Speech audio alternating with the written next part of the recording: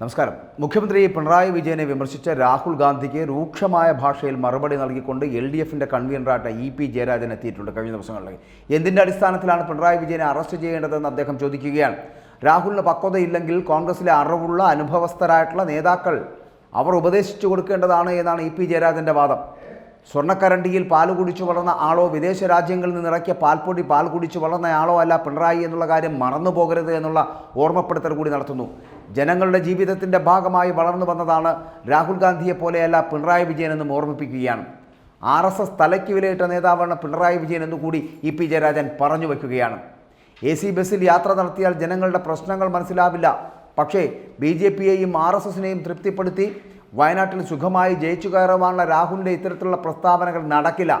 National Herald കേസിൽ എന്താണ് രാഹുൽ ഗാന്ധിയെ അറസ്റ്റ് ചെയ്യാത്തത് എന്നും രാഹുൽ ഇക്കാര്യം സ്വയം ചോദിക്കണമെന്നും പറയുകയാണ് EP ജയരാജൻ. രാഹുലിൻ്റെ പ്രസ്താവന അപഹാസ്യമാണ് എന്നും ഒരു ദേശീയ നേതാവ് ഇതാണെങ്കിൽ എങ്ങനെ കോൺഗ്രസ് രക്ഷപ്പെടണമെന്നാണ് കേരള ജനത ചോദിച്ചുകൊണ്ടിരിക്കുന്നതെന്നൊക്കെ EP ജയരാജൻ വിമർശിക്കുന്നുണ്ട്. അതായത് രാഹുൽ ഗാന്ധിയുമായി ബന്ധപ്പെട്ട് വരുന്ന വിഷയങ്ങളിലൊക്കെ ഇത്രത്തോളം പ്രതികരിക്കേണ്ട സാഹചര്യം എന്തുകൊണ്ടാണ് CPMൻ്റെ നേതാക്കൾക്കുണ്ടാകുന്നത് എന്നാണ്. ഒരു കച്ചിത്തുരുമ്പായി മാത്രം ബാക്കിയുള്ള ഇന്ത്യൻ രാഷ്ട്രീയത്തിലെ ഒരേ ഒരു പാർട്ടി കമ്മ്യൂണിസ്റ്റ് പാർട്ടിയാണ്. ആ കമ്മ്യൂണിസ്റ്റ് പാർട്ടി ആകെ തിളങ്ങിക്കാണുന്നത് ഈ കേരളത്തിൻ്റെ മുക്കിലും മൂലയിലും മാത്രമാണ് എന്നുള്ള കാര്യം EP ജയരാജൻ അടക്കമുള്ളവർ മനസ്സിലാക്കുന്നുണ്ടോ എന്നും അറിയില്ല. എന്തായാലും ഒരേ മുന്നണിയിൽ നിന്നുകൊണ്ട് പരസ്പരം പടവെട്ടുന്ന രണ്ട് പാർട്ടികളെന്ന് പറയപ്പെടുന്നത് കോൺഗ്രസും ഒപ്പം തന്നെ ഈ CPMുമാണ്. CPMൻ്റെ നേതാക്കൾ പരസ്പരം ചെളിവാരി എറിയുന്നു. അതുപോലെ തന്നെ രാഹുൽ ഗാന്ധി അടക്കമുള്ള ദേശീയ നേതാക്കൾ തിരിച്ചും.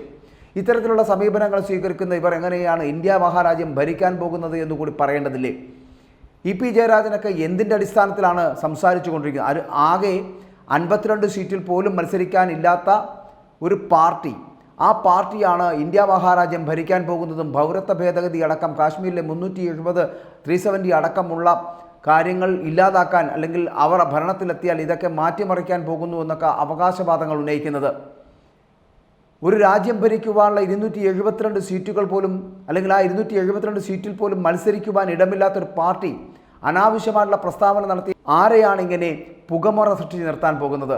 ഇവിടുത്തെ കേരളത്തിലെ അന്തം കമ്മികളെ മാത്രമാണ് അത്തരത്തിൽ നിങ്ങൾക്ക് എന്തെങ്കിലും ചെയ്യാൻ കഴിയൂ. ഈ രാജ്യത്തിൻ്റെ ഒരു കോണിലും ചെങ്കൊടി പിടിക്കുന്ന സഖാക്കളോ അന്തം കമ്മികളായിട്ടുള്ളവരോ ഇല്ല എന്നുള്ള സത്യം മനസ്സിലാക്കുക EP ജയരാജനും ഒപ്പം തന്നെ EP ജയരാജൻ്റെ പാർട്ടിയിലുള്ളവരും. നിങ്ങൾ രാഹുൽ ഗാന്ധിയെ വിമർശിച്ചുകൊണ്ടോ രാഹുൽ ഗാന്ധി നിങ്ങളെ വിമർശിച്ചുകൊണ്ടോ നിങ്ങളെന്ന് പറയപ്പെടുന്ന ഇന്ത്യ മുന്നണി എന്ന് പറയപ്പെടുന്ന ഈ ദേശീയ രാഷ്ട്രീയത്തിൽ കേന്ദ്ര മന്ത്രിസഭയുണ്ടാക്കി ഈ ഇന്ത്യ മഹാരാജ്യത്തെ ഭരിക്കാൻ ശ്രമിക്കുന്നവരല്ലേ? എന്തുകൊണ്ടാണ് നിങ്ങൾക്ക് ഒത്തൊരുമയോടുകൂടി പോകാൻ കഴിയാതായി പോകുന്നത്? നിങ്ങൾ തന്നെ പരസ്പരം പോരടിക്കുന്ന ഒരു നാടാണ്, ഒരു സംസ്ഥാനമാണ് കേരളം എന്ന് പറയപ്പെടുന്നത്. ഇതിനപ്പുറം ഈ വാളയാർ കഴിഞ്ഞാൽ നിങ്ങളുടെ സ്ഥിതിവിശേഷം മറ്റൊന്നാണ് എന്നുകൂടി നിങ്ങൾ ഓർക്കേണ്ടതല്ലേ? രാഹുൽ ഗാന്ധിയുടെ പടം അച്ചടിച്ചു വരുന്ന പ്രിൻ്റ് ചെയ്യപ്പെട്ട ഉടുപ്പുകൾ വരെ ഇടുന്ന അന്തം കമ്മികളുടെ നാട്ടിലാണ് തമിഴ്നാടെന്ന് പറയപ്പെടുന്നത്. അവിടെ ഈ പറയുന്ന അതേ CPMകാരൻ രാഹുൽ ഗാന്ധിക്ക് കീജയ് വിളിക്കുന്നു, ഇവിടെ രാഹുൽ ഗാന്ധിയെ തെറി വിളിക്കുന്നു. ഇങ്ങനെ ഒരു നിലപാട് പോലും ഇല്ലാത്ത ഒരു പാർട്ടിയായി ഈ CPM എന്ന് പറയപ്പെടുന്ന പ്രസ്ഥാനം തരം താണു പോകുന്നതാണ് ഏറ്റവും വലിയ ഗതികേട്. കഴിഞ്ഞ ദിവസങ്ങളിലൊക്കെ മറ്റൊരു വീഡിയോയിൽ ഞാൻ പറഞ്ഞതുപോലെ മന്ത്രി മുഹമ്മദ് റിയാസ് അടക്കം പ്രധാനമന്ത്രിയെ വരെ പ്രകോപിപ്പിക്കുവാനുള്ള ശ്രമം നടത്തുന്നുണ്ട്, BJPയെ വരെ പ്രകോപിപ്പിക്കാനുള്ള ശ്രമം നടത്തുന്നുണ്ട്. പക്ഷേ അതിനൊന്നും തിരിച്ചടിക്കുവാനോ അല്ലെങ്കിൽ പ്രതികരിക്കുവാനോ ബുദ്ധിയുള്ള ആ പാർട്ടിയും ആ പ്രധാനമന്ത്രിയൊന്നും അതിന് മിനക്കെടുന്നില്ല എന്നുള്ളതാണ് സത്യം.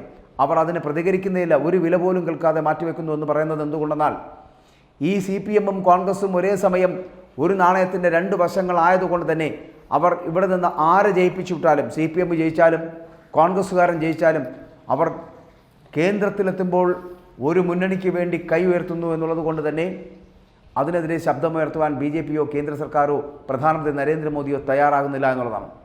പിന്നെ എന്തിനാണ് EP ജയരാജൻ ഇവിടെ രാഹുൽ ഗാന്ധിയൊക്കെ ഇങ്ങനെ വിമർശന വിധേയമാക്കുന്നത്? പകരം നിങ്ങൾക്ക് ഒന്നിച്ചു നിൽക്കുവാനുള്ള ഇടമാണെങ്കിൽ ഈ കേരളത്തിൽ ഇവിടെ നിങ്ങൾക്ക് കോൺഗ്രസും CPMും ഒരുമിച്ച് നിന്നുകൊണ്ട് BJPയെ എതിർക്കുവാനുള്ള കരുത്തുണ്ടെങ്കിൽ അതല്ലേ ചെയ്യേണ്ടത്? ഒരു മുന്നണിയിൽ 28ഓളം വരുന്ന രാഷ്ട്രീയ പാർട്ടികൾ ചേർന്ന് നിന്നുകൊണ്ട് ഇന്ത്യ സഖ്യം ഉണ്ടാക്കിയെടുത്തിട്ട് ഇന്ത്യ ഭരിക്കാനായി ഇറങ്ങി പുറപ്പെട്ടവർ പക്ഷേ നിയമസഭാ മണ്ഡലങ്ങളിൽ സംസ്ഥാന അടിസ്ഥാനത്തിലേക്ക് നോക്കുമ്പോൾ പരസ്പരം പോരടിക്കുന്ന കാഴ്ച കാണുന്നു. ജനങ്ങളെ ഇങ്ങനെ വിഡ്ഢികളാക്കാമെന്നും മണ്ടന്മാരാക്കാമെന്നും നിങ്ങൾ സ്വയം വിചാരിക്കുന്നുണ്ടെങ്കിൽ തെറ്റിപ്പോയി.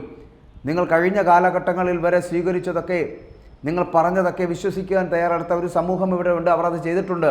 പക്ഷേ ഇനി അങ്ങോട്ട് കുറച്ചുകൂടി വർദ്ധിത വീര്യത്തോടുകൂടി എത്തുന്നവരാണ് യുവാക്കളടക്കമുള്ളവർ. അവർക്ക് ഈ പുതിയ പന്ഥാവ് വളരെ കൃത്യമായി മനസ്സിലാക്കുമെന്നുള്ളത് കൊണ്ട് തന്നെ അന്തം കമ്മി കൂട്ടത്തിൻ്റെ ഇത്തരത്തിലുള്ള ജൽപ്പനങ്ങൾക്ക് മുൻപിൽ അവരാരും തലവെച്ച് തരില്ല എന്നുള്ള കാര്യം മറന്നു പോകരുത്. അതുകൊണ്ട് നിങ്ങൾ രാഹുൽ ഗാന്ധിയെയും പരസ്പരം പിണറായി വിജയനെയും വിമർശിച്ച് മുന്നോട്ട് പോകൂ. ഇന്ത്യ ഭരിക്കാൻ തയ്യാറാകുന്ന ഒരു പാർട്ടി ഭൂരിപക്ഷത്തോടു കൂടി എത്തുന്നുള്ള കാര്യത്തിൽ സംശയമില്ല, അത് BJP ആണ്.